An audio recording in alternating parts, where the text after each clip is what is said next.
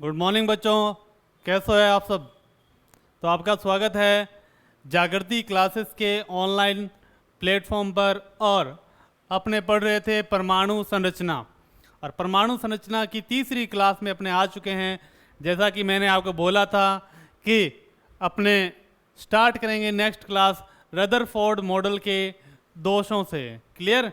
तो पहला दोष है, दो ही दोष पढ़ने अपने को। पहला दोष ये है कि रदरफोर्ड मॉडल परमाणु के हाइड्रोजन स्पेक्ट्रम को नहीं बता पाया। हाइड्रोजन स्पेक्ट्रम को नहीं बता पाया था। ठीक है। और दूसरा जो इसका ड्रॉबैक यानी दोष था, वो दोष सबसे महत्वपूर्ण माना जाता है कि ये मॉडल परमाणु के स्थायित्व के बारे में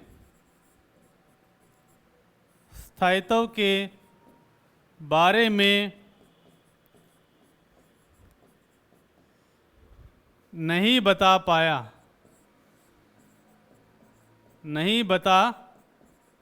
पाया। क्लियर बच्चों। अब ये कुछ पॉइंट है जो इम्पोर्टेंट हैं, और ये जो लास्ट वाला पॉइंट है जो दोष है, इसके आधार पर अपने आगे नए प्रयोग पढ़ेंगे, जैसे बोर मॉडल। क्लियर है। तो इसे समझ लेते हैं अपने परमाणु का स्थायित्व। तो रदरफोर्ड ने क्या कहा कि परमाणु जब किसी भी कक्षा में चक्कर लगाता है, परमाणु के चारों तरफ इलेक्ट्रॉन किसी भी कक्षा में चक्कर लगाता है, तो लगातार वो क्या करता है, अपनी ऊर्जा की हानि करता है। क्लियर। परंतु इसके बाद में एक साइंटिस्ट आया जिसका नाम है मैक्सवेल। क्या नाम है उसका नाम? इसका नाम है मैक्सवेल। मैक्सवेल ने कहा कि सर, आप ये कह रहे हो कि इलेक्ट्रॉन नाभिक के चारों ओर चक्कर लगा रहा है, तो चक्कर लगाते टाइम वो ऊर्जा की हानि करेगा, यानी हानि करते करते फिर वो क्या करेगा, नाभिक के पास जाएगा और लास्ट में नाभिक के अंदर गिर जाना चाहिए। आप तो ये कह रहे हो। इसका मतलब परमाणु का स्थायित्व नहीं है। एक तरह से रदरफोर्ड का कहना भी सही था। मान लो आप किसी ग्राउंड के चारों तरफ रनिंग कर रहे हो, तो लास्ट में क्या करोगे, आप थक के बैठ जाओगे। तो रदरफोर्ड ने क्या किया, सेम इलेक्ट्रॉन को कंपेयर कर दिया, तुलना कर दी किससे, एक आदमी से। और ये कमी किसने खोज निकाली? मैक्सवेल ने। मैक्सवेल ने कहा कि अगर इलेक्ट्रॉन अपनी ऊर्जा की हानि करता है, तो लास्ट में हानि करते हुए वो किसके अंदर गिर जाएगा, नाभिक के अंदर गिर जाएगा। इस तरह से परमाणु का स्थायित्व संभव नहीं हो पाएगा। तो ये इसकी सबसे बड़ी कमी थी। क्लियर है। अब ये इसकी दो ड्रॉबैक आप समझ गए, और इसे अपने कॉपी में नोट कर लेंगे बढ़िया से। क्लियर। अब कुछ बेसिक पॉइंट है।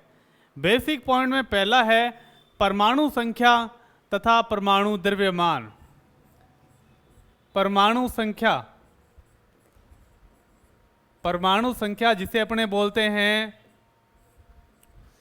परमाणु क्रमांक, या क्या बोलते हैं इसे, परमाणु क्रमांक। और इसे दिखाते हैं जेड से। ठीक है बच्चों। और इसे इंग्लिश में क्या बोलते हैं, एटॉमिक नंबर। अब देखो, किसी भी तत्व का कोई प्रतीक होता है, उसे किस तरह से अपने दिखाते हैं। क्लियर। मान लो अपने पास तत्व है, अपने पास ए, और उसके परमाणु क्रमांक यानी जेड को अपने दिखाते हैं कोण में। क्लियर। और ऊपर लिख देते हैं अपने एक्स। ये किसी तत्व का प्रतीक होता है। क्लियर। क्या होता है, प्रतीक। जहां जेड क्या होता है, अपने पास परमाणु क्रमांक होता है।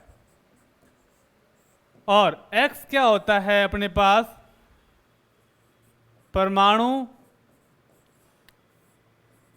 द्रव्यमान। और अभी अपने पढ़ किसके बारे में रहे हैं? परमाणु क्रमांक। तो परमाणु क्रमांक क्या होता है? प्रोटॉनों की संख्या, प्रोटॉनों की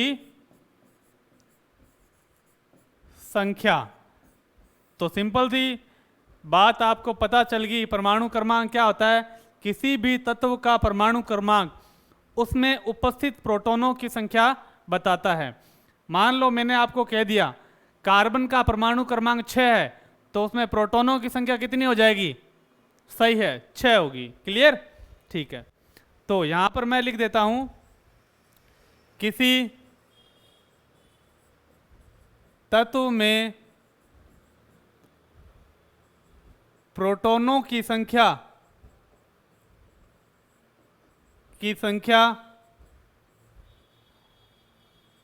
उस तत्व का परमाणु क्रमांक कहलाती है। एग्जाम्पल, कार्बन का परमाणु क्रमांक 6 है। कितना है? कार्बन का परमाणु क्रमांक 6 है, तो उसमें प्रोटॉन कितने होंगे बच्चों? 6। और नाइट्रोजन का परमाणु क्रमांक 7 है, तो उसमें प्रोटॉन कितने होंगे? 7। वेरी गुड, बहुत ही आसान तरीके से आपने किया। क्लियर? अब नेक्स्ट स्लाइड की तरफ बढ़ते हैं अपने, और वो है इलेक्ट्रॉन के बारे में। लगे हाथ अपने इलेक्ट्रॉन को भी पढ़ लेते हैं। परमाणु संख्या या परमाणु क्रमांक, एटॉमिक नंबर, तीनों एक ही चीज़ है, और वो है प्रोटॉन की संख्या। नोट डालेंगे एक बढ़िया सा, और नोट में अपने ये लिखेंगे कि किसी उदासीन परमाणु में, किसी उदासीन परमाणु में प्रोटॉन तथा इलेक्ट्रॉन की संख्या समान होती है। क्लियर? कोई उदासीन यानी जिसके ऊपर कोई आवेश नहीं हो। क्लियर है? जैसे एग्जांपल दे देता हूं मैं आपको, अभी लिया था जो कार्बन, कोई आवेश नहीं है कार्बन पे। इसका मतलब इसमें प्रोटॉन कितने होंगे बच्चों? प्रोटॉन को पी से दिखा दिया मैंने, 6। जितने प्रोटॉन है उतने ही क्या होते हैं? इलेक्ट्रॉन, 6। क्लियर? एक एग्जांपल और ले लिया मैंने ऑक्सीजन का। ऑक्सीजन में 8 प्रोटॉन है, तो इलेक्ट्रॉन कितने होंगे? 8। गुड। उसी टाइप से एक एग्जांपल और ले लेते हैं, वो नाइट्रोजन। तो 7 है अपने पास परमाणु क्रमांक, तो प्रोटॉन कितने हैं? 7। और इलेक्ट्रॉन कितने हैं? 7। ये क्लियर होगी बात? बहुत ही आसान है। अब अपने करते हैं परमाणु द्रव्यमान। परमाणु द्रव्यमान, परमाणु द्रव्यमान, इसे बोलते हैं atomic mass. Atomic mass. Clear? Atomic mass.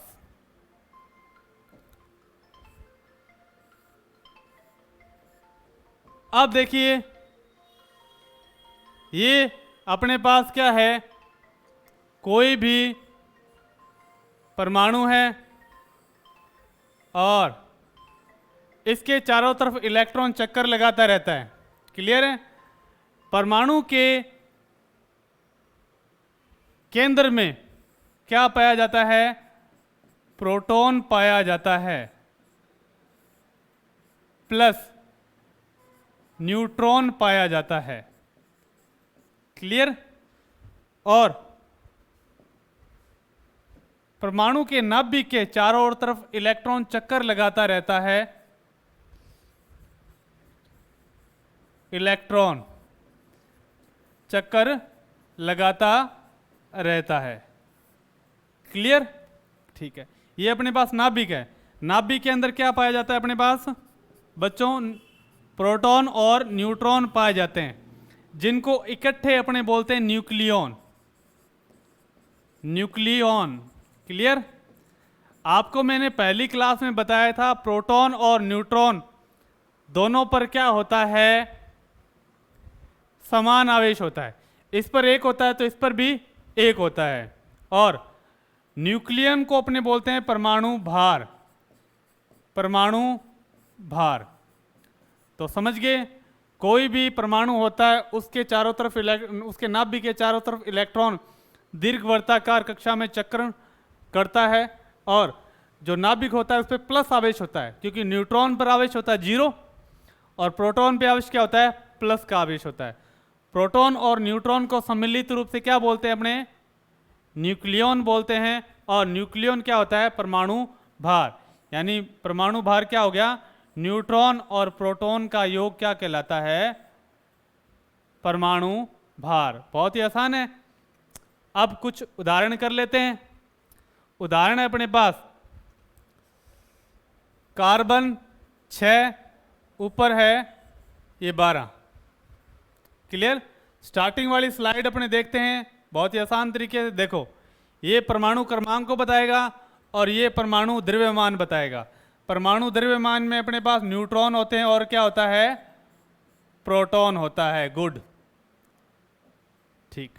अब देखो, ये अपने पास है, ये अपने को क्या बताएगा? परमाणु क्रमांक, यानी क्या? प्रोटॉन की संख्या। प्रोटॉन की संख्या। क्लियर बच्चों? अब बताओ, कार्बन में प्रोटॉन कितने हैं? 6। जितने प्रोटॉन होते हैं उतने ही क्या होते हैं? इलेक्ट्रॉन होते हैं। ये लो, इलेक्ट्रॉन भी 6। अब आपको बताना है न्यूट्रॉन कितने हैं। अब ये है अपने पास परमाणु भार। क्या है? परमाणु भार। परमाणु भार में क्या होता है? न्यूट्रॉन और प्रोटॉन होते हैं। क्लियर? तो परमाणु भार अपने पास कितना है? 12। और होते क्या है? न्यूट्रॉन और प्रोटॉन का योग होता है। प्रोटॉन अपने पास कितने? 6। प्रोटॉन अपने पास है 6। ये प्लस का 6 इधर चला जाएगा, तो 12 में से 6 गए तो न्यूट्रॉन आ जाएंगे अपने पास 6। यानी अब न्यूट्रॉन कितने आ जाएंगे? 6। तो प्रोटॉन में से परमाणु भार को आप घटा दो तो क्या आ जाता है अपने पास? न्यूट्रॉन की संख्या आ जाती है।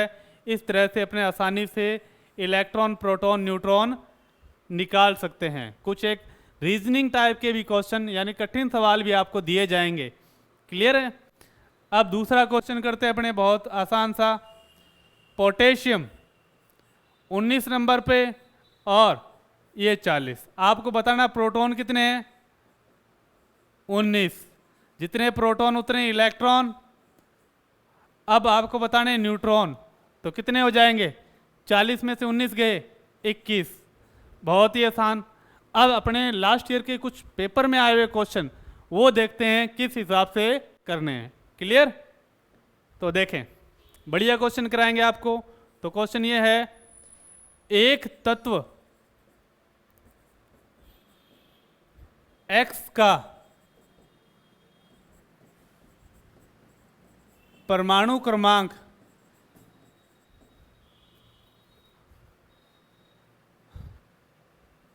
9 है तथा उसका परमाणु भार 18 है। उसका परमाणु भार 18 है, तो तत्व का नाम तथा उसमें इलेक्ट्रॉन, प्रोटॉन तथा न्यूट्रॉन की संख्या बताइए। तो देखो, तत्व अपने पास X है, आंसर। ठीक है? हाँ। परमाणु क्रमांक 9, क्लियर, परमाणु भार 18। अब आपको पता होना चाहिए 9 नंबर पर कौन सा आता है, तो 9 नंबर पर आता है अपने पास फ्लोरीन आता है, यानी तत्व अपने पास कौन सा है, फ्लोरीन। और 9 नंबर और 18 नंबर, तो प्रोटॉन कितने हो गए अपने पास, 9, इलेक्ट्रॉन कितने हो गए अपने पास, 9, और न्यूट्रॉन भी कितने हो गए अपने पास, 9। तो इलेक्ट्रॉन, प्रोटॉन, न्यूट्रॉन, क्लियर है बच्चों। तत्व का नाम क्या है अपने पास, फ्लोरीन। फ्लोरीन बहुत ही आसान तरीका है और बहुत ही आसानी से अपने से कर लेंगे। तो अपने पास ये हो गया प्रोटॉन, न्यूट्रॉन, इलेक्ट्रॉन की संख्या निकालना, क्लियर। अब अपने करते हैं जो टॉपिक, वो है विद्युत चुंबकीय तरंगे। विद्युत चुंबकीय तरंगे, इलेक्ट्रोमैग्नेटिक वेव्स, विद्युत चुंबकीय तरंगे।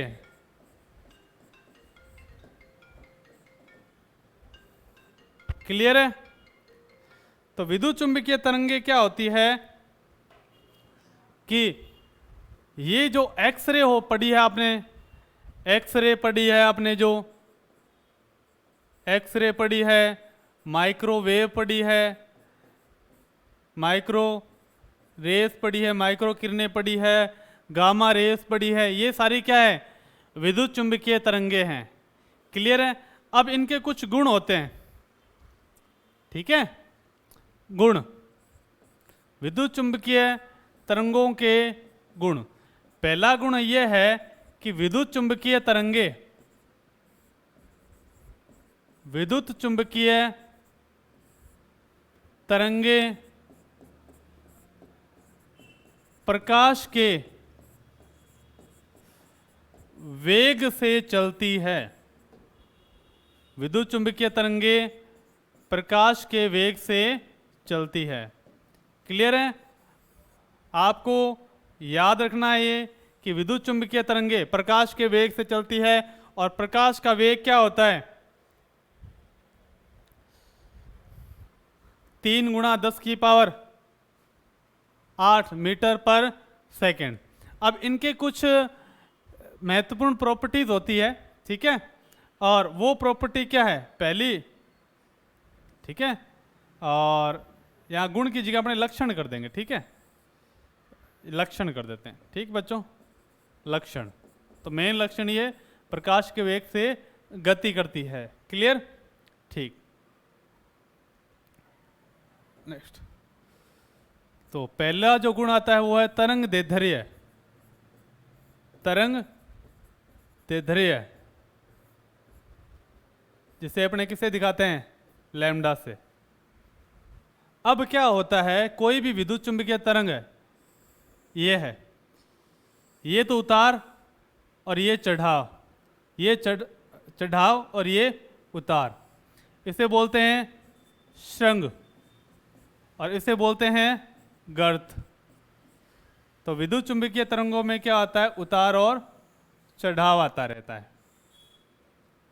क्लियर, बहुत ही सिंपल है। और ये यहां पर क्या है, अपने पास स्रोत है जहां से ये विद्युत चुंबकीय तरंगे निकलती रहती है। तो विद्युत चुंबकीय तरंगों में तरंग दैर्ध्य की परिभाषा ये है कि 2 क्रमागत श्रृंग या 2 क्रमागत गर्त, ये श्रृंग है और 2 क्रमागत गर्त है, ठीक है। इनके मध्य की दूरी को क्या बोलते हैं, तरंग दैर्ध्य बोलते हैं। तो सिंपल वे में लिख लेंगे, 2 क्रमागत, सिंपल वे में लिखते हैं उतार, जिसे क्या बोलते हैं, श्रृंग, तथा 2 क्रमागत चढ़ाव के बीच की दूरी तरंग दैर्ध्य कहलाती है। तरंग दैर्ध्य कहलाती है। इसे किससे दर्शाते हैं? लैम्डा से दर्शाते हैं। फटाफट से इसे नोट कर लीजिए बच्चों, क्लियर है? और इसकी इकाई क्या होती है? नैनोमीटर या एंगस्ट्रॉम। इसकी इकाई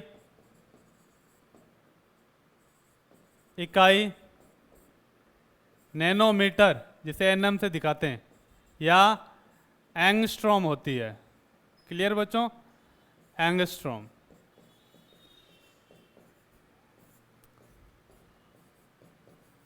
होती है। तो बहुत ही सिंपल है कि दो क्रमागत उतार या दो क्रमागत चढ़ावों के बीच की दूरी क्या कहलाती है? अपने पास तरंग दैर्ध्य कहलाती है। माँ ये एक रास्ता ही होता है, यानी ये रास्ता अगर ये पास में होंगे तो रास्ता क्या होगा? छोटा होगा। अगर ये दूर चले जाएंगे तो तरंग दैर्ध्य ज़्यादा, तो रास्ता भी क्या हो जाता है? लंबा हो जाता है। ठीक है? यहाँ से लेकर यहाँ पर क्या होती है? ये गति करती है तरंग। अब है बात अपना नेक्स्ट पॉइंट की आती है, और नेक्स्ट पॉइंट है अपने पास वो है आवर्ती। दूसरा पॉइंट है अपने पास आवर्ती। क्लियर? इसे बच्चों न्यू से दर्शाते हैं। न्यू। मान लो मैंने क्या एक पॉइंट बना दिया, ये क्या पॉइंट बना दिया, और मैंने कहा इस पॉइंट से 1 सेकंड में जितनी तरंगे गुजरेगी वो क्या कहलाती है? आवर्ती कहलाती है। ठीक है? एक पॉइंट से 1 सेकंड में गुजरने वाली, तो लिख देते हैं किसी तरंग द्वारा किसी दिए गए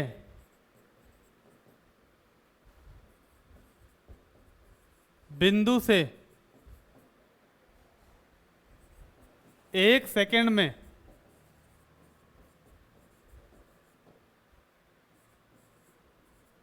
गुजरने वाली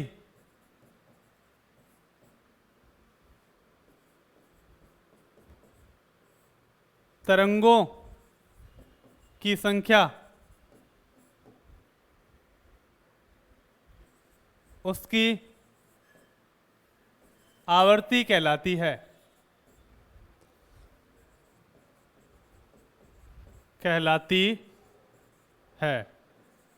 इसकी इकाई हर्ट्ज होती है। इसकी इकाई हर्ट्ज, जिसे अपने बोलते हैं HZ या CPS। CPS का मतलब होता है साइकिल पर सेकंड। 1 सेकंड में कितने साइकिल निकाल रहा है, या चक्कर प्रति सेकंड। चक्कर प्रति सेकंड इसकी इकाई होती है। बहुत ही आसान है। तो अब जो नेक्स्ट है अपने पास, क्लियर, उसकी जो मैथमेटिकल यूनिट है वो देख लेते हैं। क्लियर? अब अपने पास न्यू बराबर क्या होता है? C lambda. ये अपने संबंध आएगा, आगे पढ़ा जाता है। C है प्रकाश का वेग, लैम्डा अपने पास तरंग दैर्ध्य है। क्लियर? और ये अपने को याद रखना है, इसे डाल देते हैं अपने पास इंपॉर्टेंट। न्यू बराबर क्या होता है? C lambda. C अपने पास क्या है? प्रकाश का वेग। लैम्डा क्या अपने पास? तरंग दैर्ध्य है। ठीक है? रास्ता चाहिए ना उसे, सिंपल है। अब आवर्ती के बाद में अपने पास पढ़ते हैं वो चीज है बहुत ही महत्वपूर्ण अपने लिए, वेग वेलोसिटी। तीसरा पॉइंट वेग। क्लियर? वेग आपको पहले ही बताया था, विद्युत चुंबकीय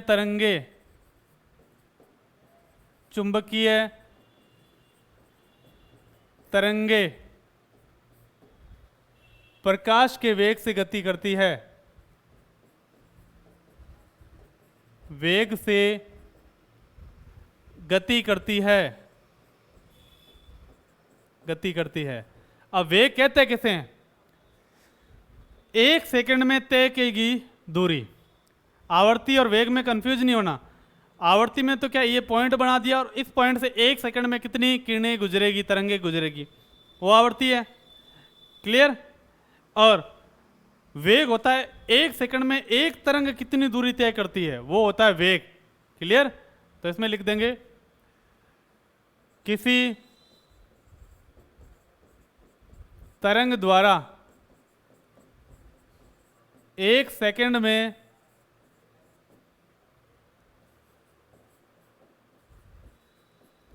तय की गई दूरी उस तरंग का वेग कहलाती है। और तरंगे किस वेग से गति करती है? प्रकाश के वेग से।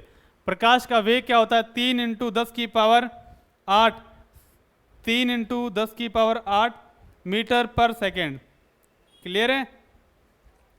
और 1,86,000 माइल यानी मील पर सेकेंड। ठीक है? 3 × 10⁸ मीटर पर सेकेंड।